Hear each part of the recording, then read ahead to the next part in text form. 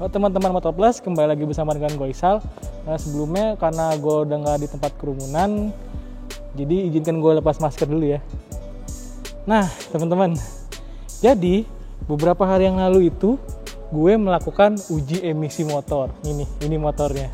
Jadi dalam video kali ini gue pengen sharing bagaimana sih cara uji emisi motor, dan gue pengen kasih triknya nih supaya motor kalian bisa lolos uji emisi. Jangan kemana-mana, simak video berikut ini ya.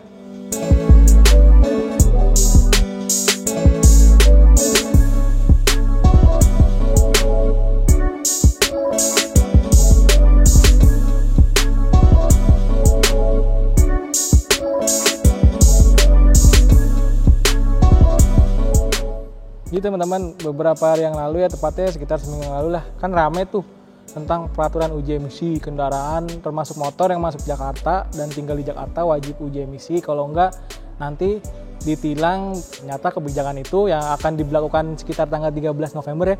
Gue baru baca di Grid Auto, lagi dikaji ulang lagi. Nah sebenarnya di video kali ini gue pengen nge-share nih tentang uji emisi ini nih, motor gue Vixion tahun 2014 NVL.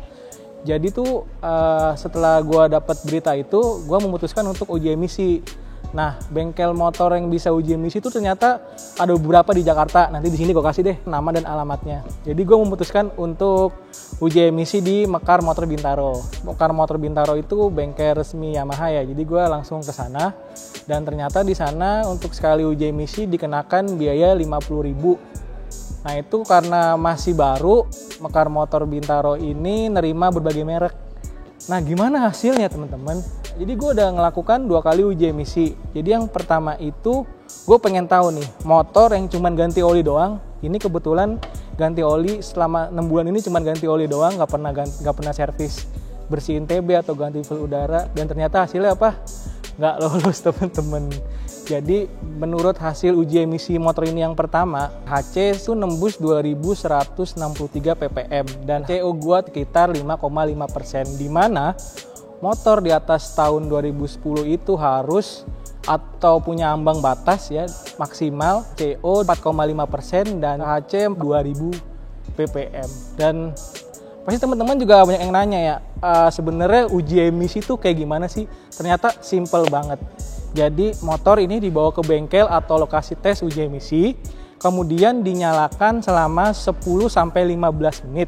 Nah setelah itu di knalpotnya dicolok dengan mesin yang namanya gas analyzer sekitar 10-15 detik. Nah di mesin gas analyzer itu dia menghasilkan beberapa parameter atau pembacaan. Salah satunya diantaranya ada karbon monoksida, karbon dioksida, ada hidrokarbon, dan O2.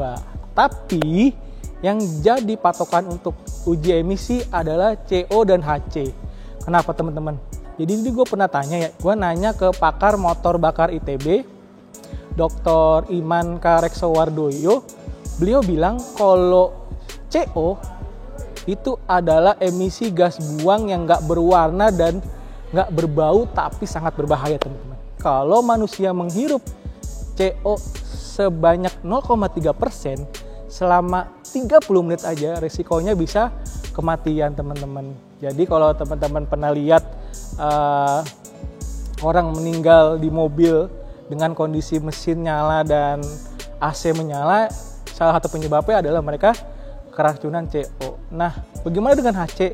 HC sendiri tidak kalah berbahayanya. Jadi HC itu dapat mengiritasi tenggorokan yang kemudian menimbulkan atau menjadi penyebab penyakit ISPA dan sebagainya. Nah, emisi gas buang ini juga menyebabkan hujan asam. Jadi hujan asam ini sebenarnya yang merugikan banget. Jadi kalau kena cat motor kita jadi cepat luntur, terus kalau masuk ke laut membunuh plankton. Plankton itu kan makanan ikan ya. Nah kalau ikan nggak bisa makan plankton, dia makan apa? Nggak mungkin kan ke warteg atau ke warung Padang gitu kan. Jadi kayak gitu teman-teman. Nah balik lagi ke uji emisi. Setelah gagal di uji emisi pertama, akhirnya gue konsultasi dengan Pak Adi. Pak Adi ini adalah service advisor Yamaha Mekar Motor Bintaro. Beliau bilang tingginya CO dan HC dalam hasil uji emisi teman-teman ternyata dari settingan bahan bakar yang kurang pas dan ruang bakar yang kotor. Oke, Berdasarkan hal itu, gue akhirnya memutuskan untuk lakukan gurah ruang bakar dengan metode memasukkan cairan pembersih dari lubang busi ke ruang bakar, kemudian dihisap kembali. Terus gue lakuin juga infus injektor, ganti busi baru, ganti filter udara baru, ganti oli, ganti filter oli juga. Dan hasil teman-teman, setelah diuji emisi yang kedua, HC-nya turun dari 2163 ke 700-an ppm.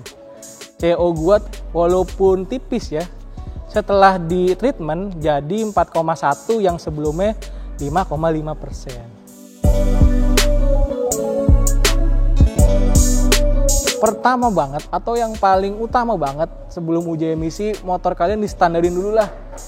Karena kalau ada modifikasi walaupun itu cuma knalpot racing gitu, ternyata bisa memperburuk atau mengubah hasil uji emisi. Kenapa? Karena beberapa knalpot motor sekarang ini sudah dilengkapi dengan catalytic converter yang fungsinya adalah menyaring polusi atau emisi gas buang. Kemudian pastikan settingan bahan bakar itu pas. Nggak boleh keiritan, juga nggak boleh kebasahan. Jadi bener-bener kayak standar lagi deh.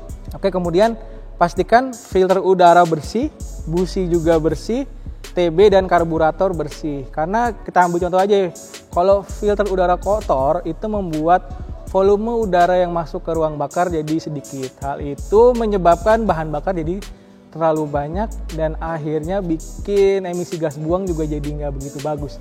Jadi pastikan sebelum uji emisi, filter, busi, dan TB atau karbu itu bersih. Nah, terakhir, ruang bakar wajib bersih sebelum uji emisi. Jadi motor di atas 50.000 itu mempunyai potensi menumpuknya kerak atau kotoran di ruang bakar. Oke, itu tadi video gua mengenai uji emisi motor gua. Dan gua juga share tentang trik gimana bisa lolos uji emisi.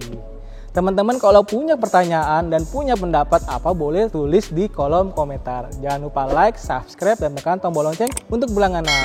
Teman-teman jangan lupa follow IG kita di @go_tipsmotor. Sampai ketemu di video berikutnya. Bye-bye.